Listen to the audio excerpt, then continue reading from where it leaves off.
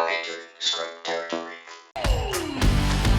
I'm the man, I got the plan. When it hits the fan, do all I can, do all I can.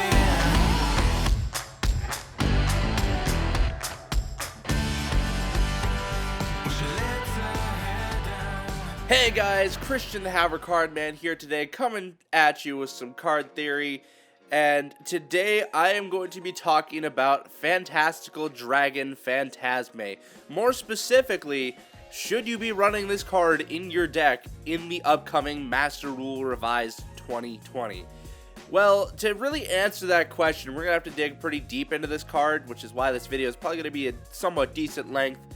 But we'll just start off here with the basics. We'll just kind of talk about Fantastical Dragon Phantazmay here for a minute and just really what this card's all about. So starting off, you've got a dark attribute dragon effect type monster with base stats 2400 attack and 1800 defense, who is level 7. So I don't know about you guys, but actually those stats are pretty huge when you actually come to think about it. 2400 attack body that you can get on the board for free. Well, first off, before I really get into talking about that, let's also talk about its effect. So, if your opponent special summons a link monster, except during the damage step, you can special summon this card from your hand. Draw cards equal to the number of link monsters your opponent controls +1, then shuffle cards from your hand into the deck equal to the number of link monsters they control. So already, this effect literally states within the text that it is a +1 effect.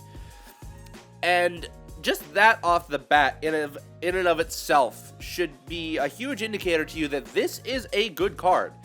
It was exceptionally great in Master Rule 4, where link summoning was super huge to the meta and required for just about everything. The issue with Master Rule 5 that a lot of people are seeing with Fantastical Dragon Phantazmay is that link summoning is going to have a rapid decline. It already is at the end of Master Rule 4. We're seeing a lot of people starting to already transition into Shaddolls and Heroes, which are 2 fusion heavy decks. The thing is, though, is that a lot of these decks are still playing link monsters, and a lot of them still consider those monsters as essential to their strategy. You look at Heroes, they've got Extra Hero Wonder Driver and Cross Crusader, both essential pieces to part of their combos, or at least combo extenders, to refuel them with polymerization cards, to put back Mass Chain to their field, to get a Destiny Hero Malicious back on their side of the field, to tribute it off to search for another hero, to keep popping off the combos there.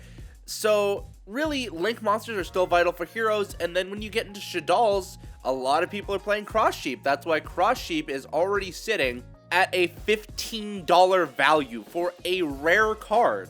I have 6 copies of this card just chilling in my collection. It has already skyrocketed to a $15 card. This is a Link 2 monster that provides a whole bunch of benefits for fusion heavy decks and rituals too, but I mean, who's really splitting hairs over rituals? Who's still playing rituals in 2020 outside of Necros? So anyways, link monsters are obviously still vital, and no matter how you look at it, Fantastical Dragon Phantazmay is a +1. It literally has it in the card text, +1. And then you can also shape your hand from there, so any cards that are maybe garnets in your hand, you can use Fantasma to recycle those back into the deck. So there is no downsides to that part of this card, especially considering the fact that you get a free body on board, a 2400 beater on board, which with his second effect makes him that much more valuable. I think a lot of people tend to overlook this effect. So the second effect is when your opponent activates a card or effect that targets a monster you control as a quick effect, you can discard 1 card, negate the activation, and if you do, destroy it. You can only use each effect of Fantastical Dragon Phantazmay once per turn, which is fine. That is a good enough ability that it should be limited to a hard once per turn. But the thing is this is not only a +1 to yourself, it's also a means to slow down your opponent. Imagine having a Pot of Greed and an Effect Veiler in one hand. Like, in one card, no less. This is Fantastical Dragon Phantazmay as a quick effect. You can special summon him whenever your opponent link summons on their turn, and you can get that +1 effect right there. and be able to shape your hand. Like, what is the potential downside for this card? I don't see it. I know that it's not going to be as valuable because people aren't link summoning as much, but I mean, come on. You can think of all the extra plays you can do with it, because once again, you're getting that extra body on board who is a level 7. If you're playing other level 7 monsters in the deck, you can easily go into a rank 7 for something like a number 11 Big Eye and be able to take one of your opponent's monsters on your turn. Or you can even go into a Mecha Phantom Beast Draco sack and spam out tokens for link plays. So, I mean, I failed to see a downside here. And then on the top of that, it's a dark monster. So you've got a super poly target for Starving Venom Fusion Dragon. If your opponent only controls one dark monster, but you've got a Fantastical Dragon Phantazmay on the field, boom, you've got perfect fodder right there for a Starving Venom Fusion Dragon play. So you can still suck up your opponent's monster, still get a good body on your board, and you've used up your Fantastical Dragon Phantazmay, you've gotten the bonuses out of it. So all in all, I think this is a very valuable card, one that should not be overlooked. Even just going and shotgunning it off of a single link monster. Say you're going against Shadal's and they play a cross sheep. Well, I mean, realistically, it is fair to just shotgun that Fantastical Dragon Phantazmay right there. Get your +1 advantage off of it. Get a 2400 body on the field, especially if it's only turn 1. If they're doing that on turn 1, they obviously can't attack you.